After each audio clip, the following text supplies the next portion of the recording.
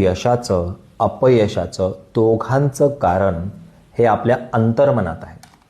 तुम्ही आज यशस्वी आहात, अपयशी आहात, जीवनामध्ये आनंदी आहात, दुःखी आहात, तुमचे रिलेशनशिप सक्सेसफुल आहेत की फेल झालेले आहेत, तुमचा बिझनेस चांगला चालतोय न चालतोय, या सगळ्या गोष्टींचा संबंध अंतर्मनाशी आहे. सबकॉन्शियस माइंडमध्ये जे काही प्रोग्राम झालेला आहे आजपर्यंत, त्या गोष्टी तुमच्या सवयीमध्ये बदल घडवतात, तुमचं बिहेवियर ॲक्शन चेंज होते आणि सेम टाईम आकर्षणाच्या सिद्धांतानुसार त्या गोष्टी मॅनिफेस्टसुद्धा होत आहेत.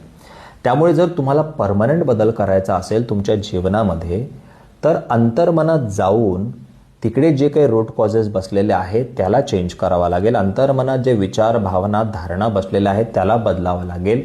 त्याशिवाय आपल्या जीवनामध्ये बदल होणार नाही, त्याशिवाय आपल्याला कुठल्याही प्रकारचं यश मिळणार नाही. त्यामुळे सबकॉन्शियस माइंडला समजून घ्या आणि त्याला चेंज करा.